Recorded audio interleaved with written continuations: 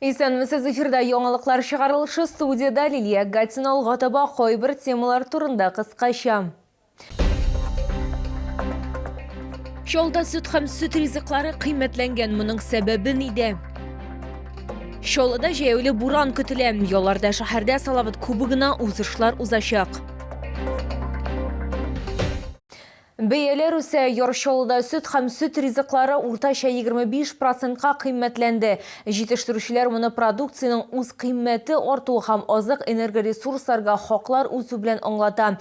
Һәм әлбәттә моңа төп ставканың 21%-ка кадәр күтәрелүе дә йогынты ясады.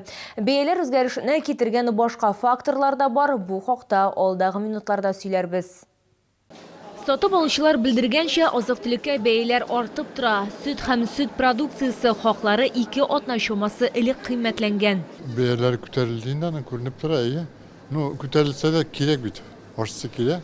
Әле sütнең кыйммәтлесен алабыз бит теге, әйбәтлеген.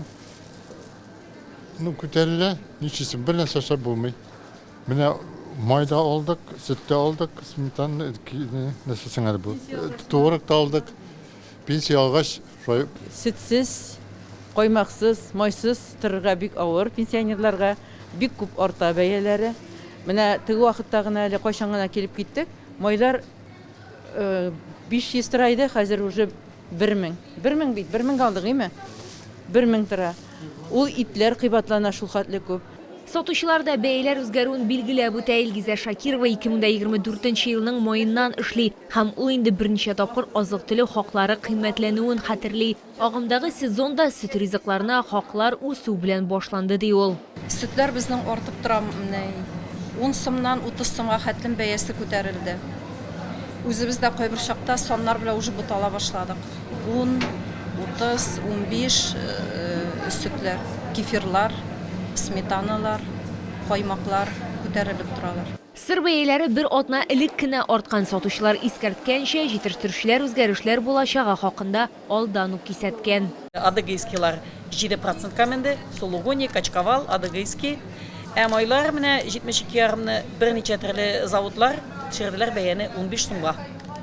Менә Мамадыш төшерде, Мөслимме безгә килде инде менә 15 сумга түбән бәя белән. Süt һәм süt ризыклары уртача 20-25%-ка кыйммәтләнгән. Моңа берничә фактор йогынты ясаган. Ни для кого не секрет, что у нас переработка молока идет на импортном оборудовании. То есть запчасти, обслуживание, все это дорожает из-за санкций. И упаковка. Иногда даже упаковка стоит дороже, чем само молоко. Поэтому повышение идет. Моннан тыш хезмәткәрләрнең эш хакына индексация ясарга кирәк. Логистикага да чыгымнар арткан. Булар барысы да süt һәм süt ризыклары хакында чагылыш таба. Лилия Гатина, Эльмира Гайнетдинова, Кирилл Хабзей, яңалыклар. Әгәр сезне берәр проблема борчыса яки шатлыклы хәбәр җиткерәсегез килсә, безнең WhatsApp хезмәтенә мөрәҗәгать итегез. Фотосурәтләрегезне һәм видеоларыгызны 8939 311 31 31 телефоны буенча көтеп калабыз.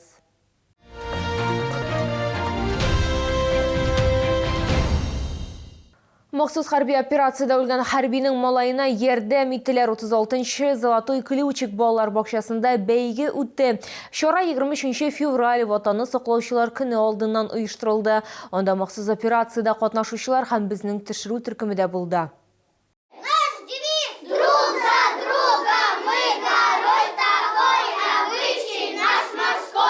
6 яшьлек Ратмирның күкрәгендә әтисенең медале, ул хәрби операциядә үлгән. Улы исә әтисенең әлеге смотрга кайтуын бик көткән. Әти кеше узган елда ялга да кайта алмаган. Муж обещал в этом году приехать на смотр и принять смотр у сына песни, но не смог, погиб. Перед праздником он очень сильно плакал и просил, почему так несправедливо? Почему у папы все приходят, но его не будет? Регина хәрбиләрне балалар бакчасына аның улына терәк булырга чакыра. Укучыларның берсе булса да килер дип өметләнә. Ватанны саклаучыларның күбесе чакыруны кабул иткәнгә ул гаҗәпкә кала. И попросили просто поддержать нашего бойца, тоже моего 430-го бойца, который погиб, выполняя свой служебный долг. И у него остался маленький ребенок, который так и не дождался, что его отец пришел на утренник. Мы решили таким образом поддержать его семью и прийти. Да, я отписался, что если в отпуск меня отпустят, я приеду сразу. Это было где-то дней 5 назад, мы списались, и вот меня отпустили, я приехал. Ну, надо поддержать. Значит, мы будем папами заочно этому ребенку. Поможем, чем сможем. Махсус хәрби операцияда катнашучылар үткәннәрне искә төшерүләре, үз балаларының бәйрәмнәренә килүләрен хәтердә яңартулары турында белдерде. На утренниках я был последний раз более 20 лет назад, когда моя дочь была в садике. Пришел поддержать маленького мальчика, которого погиб отец. Понравилось, конечно, да. Дети танцевали, рассказывали стихи, вот, маршировали. Ну, вообще все здорово. То, что есть у нас такие дети, говорю, вот они замечательные. Радмир да канәгать калды, аңа бу очрашу бик ошаган. Мы 2 месяца учили, маршировали, ко мне бойцы пришли. 23 февраль алдыннан сугышчыларга бүләкләр тапшырылды. Балалар бакчасында шулай ук окоп шәмнәре дә ясыйлар. В данное время мы делаем свечи с детьми вместе. Дети только вот картон собирают, засовывают в банки, вот подписывают. Видите, вот «Вернись с победой», вот где-то рисунки, которые дети еще не могут, где-то вот самоклейкой поклеили цвета нашего флага. Балалар бакчасы хезмәткәрләре инде киләсе атнага хәрбиләргә чираттагы гуманитар ярдәмне узатырга ниятли. Һәм әлбәттә тартмаларда алар әзерләнгән окоп шәмнәре дә булачак. Лилия Гатина, Эльмира Гайнетдинова, Кирилл Хабзей, яңалыклар. Яршолыда җәйүле буран көтелә. 22 һәм 23 февраль көннәрендә ипподромда Салават кубогына узышлар узачак. Ул Россия чемпионаты кысаларында оештырыла. Илнең төрле шәһәрләреннән автоспортчылар килүе көтелә. Узышлар 1400, 1600 академия һәм свободный дисциплиналары буенча узачак. Шуны да искәртергә кирәк, Россиянең атказанган Татарстан һәм Башкортстанның халык артисты Салават Фатхетдинов белән оештырылучы әлеге спорт чарасы хәйрия максатын күздә тота. Катнашучылар керткән взнос акчалары Чаллының балалар йортына тапшырылачак. 22 февраль көнне узышлар сәгать 11-дә, 23 февраль көнне иртәнге сәгать 10-да башланачак.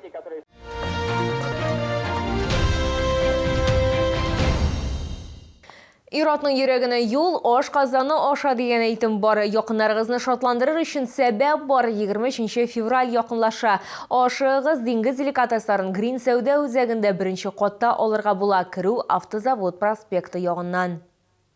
Гүзәл затлар үзләрен яклаучыларны нәрсә белән шатландырырга дигән сорау алдында калгандыр. Тәмле бәйрәм ашы төп сюрприз булып та, бүләккә өстәмә булып та тора ала. Балык иткә яхшы алмаш. Хит продаж – это у нас королевский лосось. Изумительная рыбка, очень нежная, вкусная, богата витаминами, микроэлементами. Буквально 1-2 бутербродика энергии хватит на целый день. Диңгез һәм елга хәзинәләрендә сәламәтлекне ныгытучы витаминнар һәм минераллар бар. Алар арасында йод, тимер, кальций, калий, марганец һәм фосфор, цинк һәм башка бик күп макро һәм микроэлементлар һәм витаминнар. Моннан тыш күргәзмәдә кызыл улдык та тәкъдим ителә. Гордость Камчатского края, конечно же, красная икра, отборная, зернистая, слабосоленая. Она богата витаминами, микроэлементами. Смотрите, прям зернышко к зернышку. Всем рекомендуем. Шуңа күрә дә чаллар биргә юлны өзми.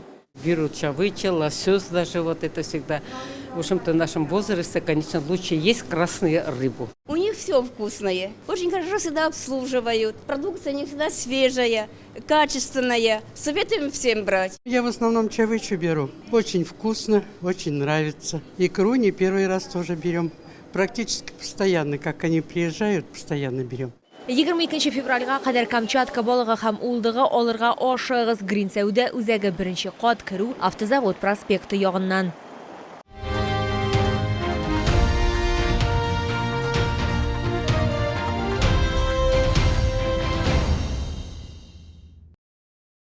Бу сезгә җиткерәсе соңгы мәгълүматыбыз иде. Мин Лилия Гатина, сезнең белән сау булашам. Исән-имин булыгыз.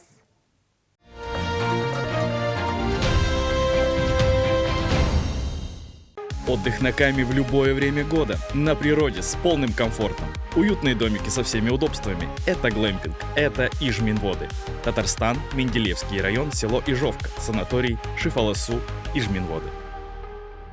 Челны, встречай! Свежий улов прямо с Камчатки. Королева лососевых рыб, красная икра, царская рыба. Все от производителя. С 17 по 22 февраля. ТЦ «Грин». Остановка «Глобус».